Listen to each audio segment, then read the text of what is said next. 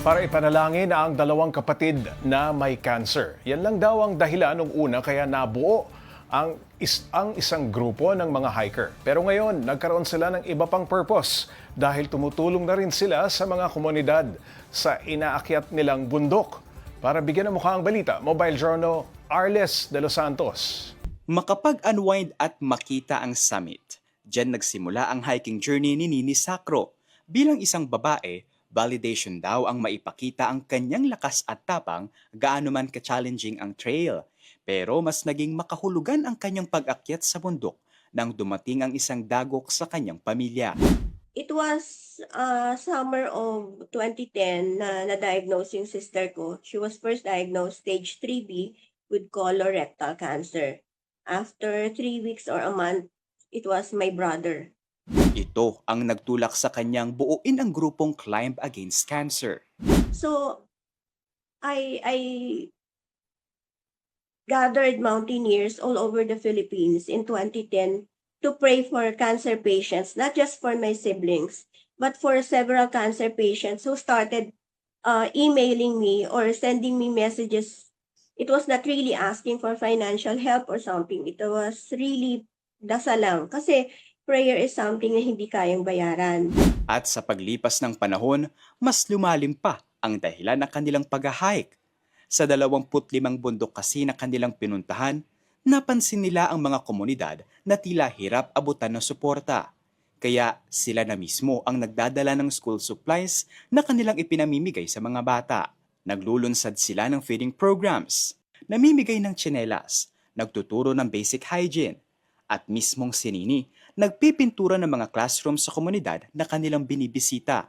What we're getting are higher na enrollment lately to those places that nadadalaw natin, which is yun ang goal. Minsan man daw ay umuuwing may mga galos, baliwala ang lahat ng yan makatulong lamang. As long as my niece can carry me, gagawin ko pa rin siya. Kasi this gives me profound happiness. Siguro, eto na yun talaga. This is my calling. And I'd be doing this as long as I can. Sabi nga nila, a journey of 1,000 miles start with a single step. At para sa grupong Climb Against Cancer, walang bundok ang matarik at ang mga ilog ay kanilang tatawirin makatulong lamang. Mobile Journal Arles de los Santos po, hatid ang mukha ng balita. Pag-usapan pa natin ang hiking group na Climb Against Cancer kasama si Mobile Journal Arles de los Santos. Arles, paano mo nakilala itong si Nini at ang kanyang grupo? It was year 2024, Pops J, nung nakilala ko si Nanay Nini because we're creating a documentary about far-flung areas kung saan meron mga kakulangan sa mga pasilidad para sa pag-aaral ng mga bata, both elementary, high school, and of course, yung daycare. Which is, ito pala yung target areas na pinupuntahan nila Nanay Nini, kung tawagin natin. Nanay Nini ang online. tawag sa kanya. Oh. Yes, dahil parang nag-a-adapt sila ng iba't ibang mga communities na nililik din nila at yun yung mga pinupuntahan nila mismo. Ayun, Arles 2010 na-diagnose ang mga kapatid ni Nini ng cancer. Yes. No? Kamusta na sila ngayon? Unfortunately, Pops J, yung isa sa dalawang kapatid niya, stage 4B cancer na nung na-diagnose. Kaya naging terminal na to at pumanaw just a year after the diagnosis. Then yung isa naman, she's still alive but in the province. Unfortunately, itinigil niya na yung medication dahil napagod na raw siya.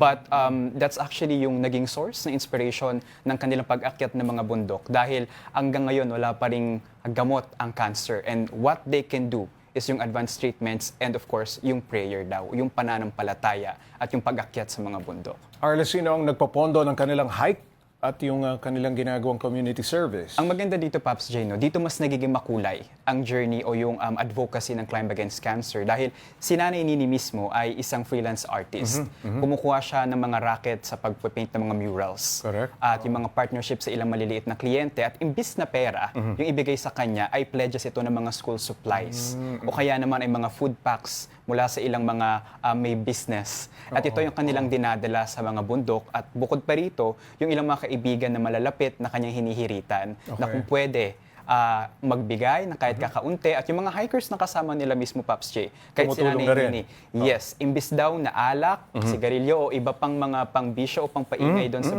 bundok, ay magbabaon na lang sila ng simpleng tsinelas at mga pagkain. Alright, maraming salamat, Mobile Journal Arles de los Santos.